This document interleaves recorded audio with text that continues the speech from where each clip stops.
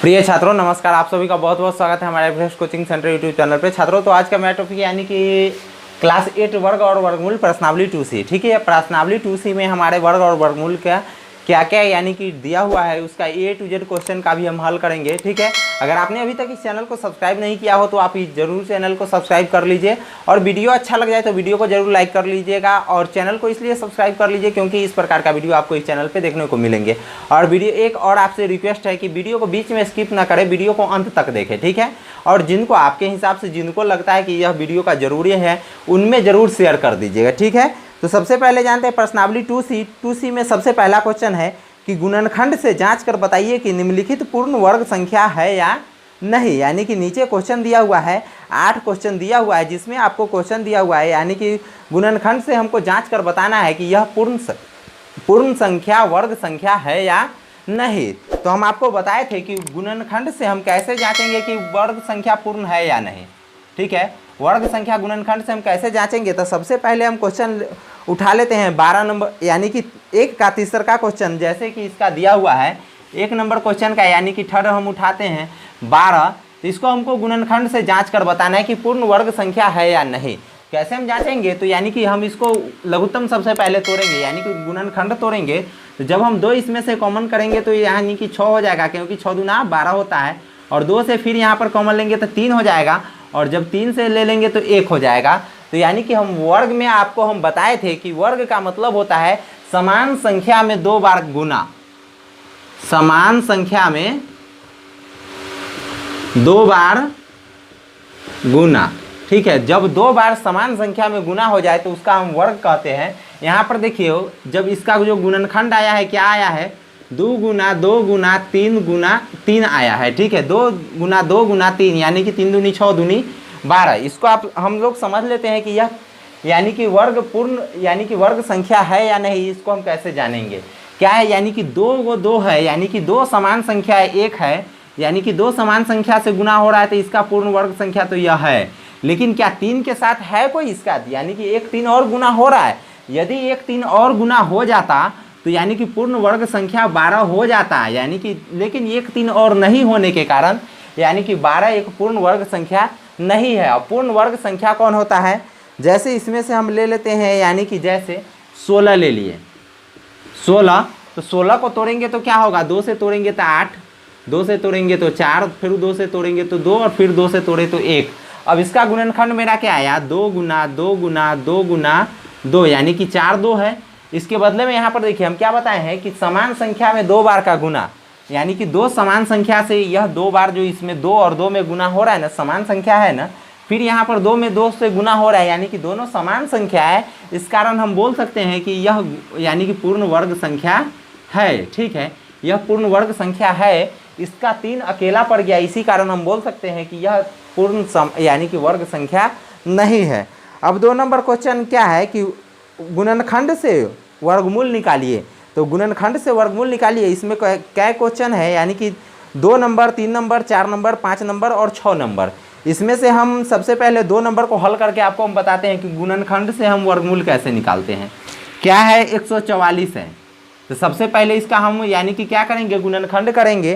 तो गुणनखंड में हम क्या करते हैं यानी कि लघुत्तम निकालते हैं। तो जब 2 से लगाएंगे तो क्या हो जाएगा मेरा 72, फिर 2 से लगाएंगे तो 36, फिर 2 से लगाएंगे तो 18, फिर 2 से लगाएंगे तो 9।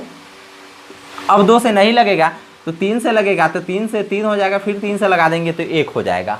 अब इसका क्या है यानी कि इसका गुणनखंड जो आया है इसको हम लिख लेंगे 2 गुना 2 गुना 2 गुना 2 गुना 3 गुना 3। ठीक है, यानी कि इसको पूरा को गुना करेंगे तो मेरा 144 हो जाएगा। अब इसको गुणनखंड विधि से वर्गमूल कैसे निकालेंगे, तो यानी कि वर्गमूल कैसे निकालते हैं गुणनखंड विधि से, यानी कि 2 समान संख्या के लिए जब हम एक संख्या का गुना करते हैं यह उस संख्या का वर्गमूल निकल जाता है। यानी कि जैसे यदि मेरा 2 दूना 4 रहा तो 4 का यदि हम वर्गमूल निकालेंगे तो 2 आ जाएगा। फिर यहाँ पर 2 समान संख्या है, इसके बदले में एक संख्या यहाँ पर गुना में लिखेंगे, यह फिर 4 का वर्गमूल निकल गया। फिर यहाँ पर देख लीजिए यानी कि 2 समान संख्या 3 में 3 का गुना हो रहा है, यहाँ पर सिंगल 3 लिख दिए तो यानी कि 3 का वर्गमूल यहाँ पर निकल गया। अब यानी कि 144 का इसका मतलब वर्गमूल कितना होगा, तो 144 का वर्गमूल करने के लिए हम इस तीनों को गुना कर देंगे, 144 का वर्गमूल आ जाएगा 3 दूनी 6 दूनी 12, यानी कि 144 का वर्गमूल मेरा कितना आ गया 12 आ गया और यह 144 का वर्गमूल गुणनखंड विधि से हो गया। ठीक है, अब चलते हैं कि यानी कि इसके अनुसार आपको 2 नंबर का 3 number question, 4 number question, 5 number question और 6 नंबर क्वेश्चन तक आपसे बन जाएगा। अब 3 नंबर क्वेश्चन में देखते हैं, तो प्रत्येक का वर्गमूल गुणनखंड से निकालिए। अब देखिए 7 नंबर क्वेश्चन और 8 number question, 9 number question, 10 number question, 11 number, 12 number, 13 number तक क्वेश्चन सेम टू सेम है, यानी कि इसको हमको बताने का ज़रूरत नहीं है। सेम टू सेम इसी प्रकार से आप उसका गुणनखंड निकालिए और 2 समान संख्या के लिए 1 समान लिख दीजिए और जो गुना करके अंत में आता है वह उसका वर्गमूल निकल जाएगा। क्या नंबर क्वेश्चन तक? 13 नंबर क्वेश्चन तक। अब क्या है 14, 15, 16 और 17 और 18 क्वेश्चन, यानी कि इतना सारा क्वेश्चन जो है यानी कि अलग से दिया हुआ है, इसको हम कैसे हल करेंगे। तो सबसे पहले हम देख लेते हैं, वर्गमूल ज्ञात कीजिए दिया हुआ है यानी कि 14 का हेडिंग में। तो हम 14 नंबर क्वेश्चन को हल करके देखते हैं। ठीक है, यानी कि 14 नंबर क्वेश्चन को हल करके क्या देखेंगे, यानी कि 10 क्या है 2 का स्क्वायर गुना 3 का स्क्वायर गुना 5 का स्क्वायर गुना 7 का स्क्वायर। आपको हम बताए थे यानी कि पिछल के वीडियो में ही, यानी कि पिछल के प्रश्नावली 2B में ही हम आपको बताए थे कि जब 2 बार स्क्वायर कह दे तो इसका मतलब 2 का कै बार गुना होगा? 2 बार। 3 का स्क्वायर है तो 3 का इसका मतलब कै बार गुना होगा? 2 बार। 5 का स्क्वायर है तो 5 को कै बार गुना होगा? 2 बार। 7 का स्क्वायर है तो 7 का कै बार गुना होगा? 2 बार गुना होगा। ठीक है, और एक बात अभी हम आपको बताए हैं, यानी कि 2 समान संख्या के लिए जब हम एक संख्या को यहाँ पर गुना करेंगे तो यह इस संख्या का वर्गमूल निकल जाएगा। यानी कि 2 दूना 4 का वर्गमूल निकल गया 2, फिर यहाँ पर 2 3 है तो 3 तिहाई 9 का वर्गमूल कितना निकल जाएगा? यानी कि 3। यहाँ पर 2 5 है तो 2 5 के बदले में यहाँ पर 1 5 यानी कि वर्गमूल निकल जाएगा। ठीक है, और यहाँ पर 2 7 है तो 2 7 के बदले में 1 7 यहाँ पर वर्गमूल निकल जाएगा। अब इसका कितना वर्गमूल निकल कर के आएगा, यानी कि 7 5 35 तिहाई 105 दूनी 210। इस प्रकार 14 नंबर क्वेश्चन का जो वर्गमूल निकल कर आया 210। अब एक और देख, यानी कि इसमें से क्वेश्चन हम उठाते हैं, जैसे 16 नंबर क्वेश्चन को।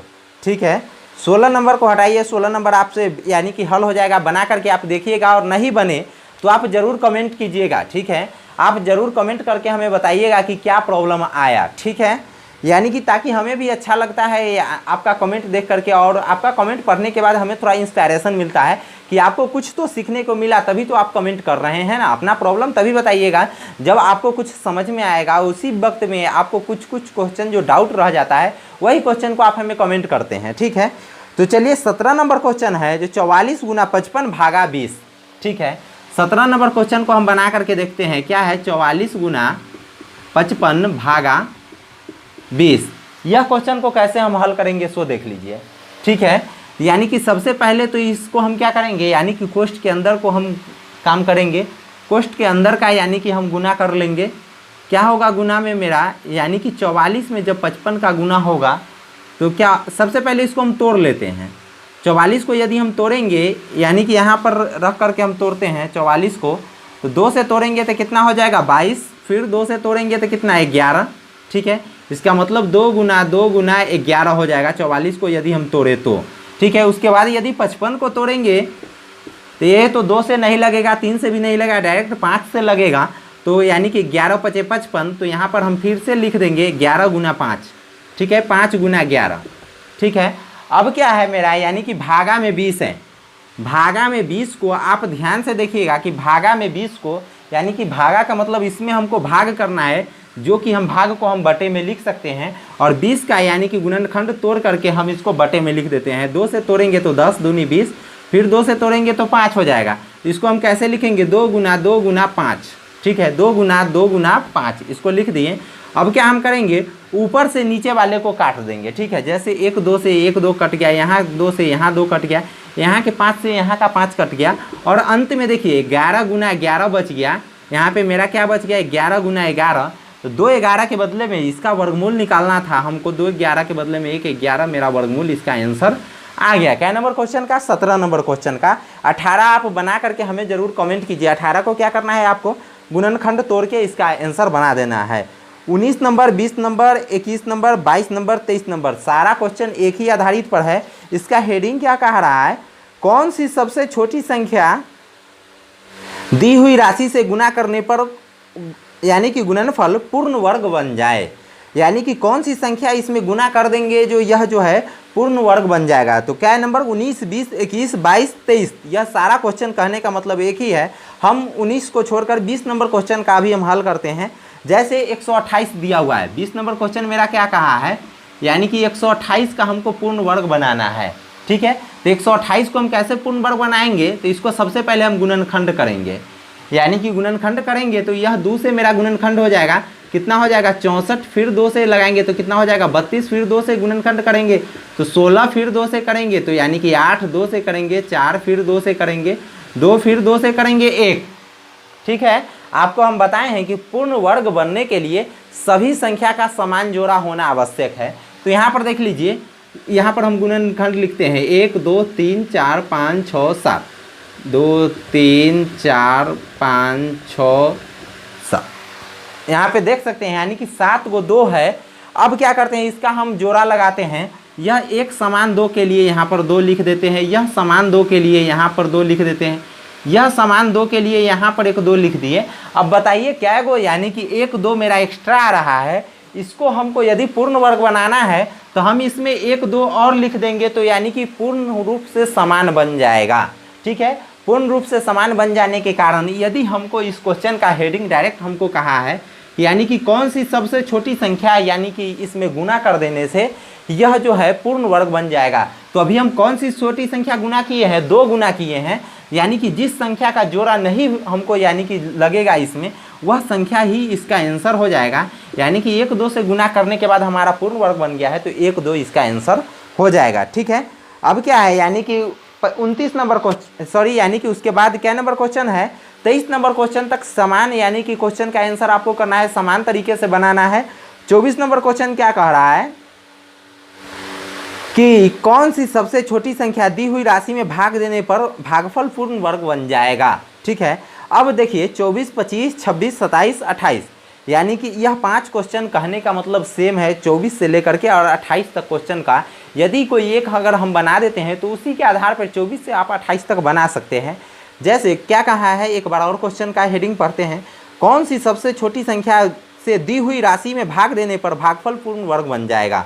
ठीक है, जैसे कौन सा क्वेश्चन, यदि 24, 25, 26, 27, 28 में से हम 25 नंबर बना कर देखते हैं। ठीक है, 25 नंबर क्वेश्चन मेरा क्या कहा है, यहाँ पर हटाइए, 25 नंबर क्वेश्चन को हम यहाँ पर बनाते हैं। ठीक है, यानी कि 25 नंबर क्वेश्चन क्या कहा है, सेम टू सेम 24 से लेकर 28 तक सेम है, इसीलिए हम 25 नंबर क्वेश्चन का हल करते हैं। 242। ठीक है, तो यानी कि भाग भी देना है, फिर भी हम क्या करेंगे, इसका गुणनखंड ही तोड़ेंगे। तो 2 से तोड़ेंगे तो कितना हो जाएगा, यानी कि 121। ठीक है, और फिर आप ज्ञात कीजिएगा कि 121 में न 3 से लगेगा भाग, न 5 से लगेगा, न 7 से लगेगा, न 9 से लगेगा, केवल डायरेक्ट 11 से लगेगा। ठीक है, और जब 11 से इसमें भाग लगेगा तो 11 मर्तबे, फिर 11 को लगाएंगे, 11 से 1 मर्तबे हो जाएगा। अब आपको इसका गुणनखंड लिख देना है 2 गुना, यानी कि 11 गुना 11। ठीक है, यानी कि 2 11 के बदले में तो यहाँ पर 1 11 हम लिखिए दिए। अब क्या है, हमको भाग देना है, इसका मतलब यह जो 2 है, इस 2 को हमको काटना है। तो इस 2 को हम कैसे काट सकते हैं, समान संख्या से ही काट सकते हैं। तो 2 को 2 से काटें, यानी कि 2 से 2 का भाग दिए तो मेरा 1 आ गया, और 11 में 1 का गुना होगा तो 11, यानी कि यह मेरा पूर्ण वर्ग बन गया। यानी कि 121 जो आएगा उसके बाद, यानी कि 2 से 2 का भाग देने के बाद जो कट जाएगा वह इसका आंसर हो गया, यानी कि 11। और यानी कि 11 के रूप में इसका वर्गमूल निकल गया। यह जो बच गया 2 का 2 से भाग दिए हैं, वही इसका आंसर हो जाएगा कि यह इसमें जो संख्या अधूरा रह जाए उसके बदले में समान संख्या लिख देंगे, वही इसका आंसर हो जाएगा। यानी कि केवल गुना में यह गुना कर देना है, भाग में क्या है, यानी कि भाग कर देना है, बाद बाकी सब सेम है। ठीक है, अब क्या है मेरा 29 से लेकर के 34 तक, इसमें से जितना भी क्वेश्चन है सभी क्वेश्चन का, जैसे एक केवल 29 का ही यानी कि क्वेश्चन कहना अलग है। क्या है 29 का नाम, वह कौन सी छोटी से सबसे छोटी संख्या है जो पूर्ण वर्ग राशि 14, 35, 40 और 100 को पूर्ण रूप से विभाजित कर दे।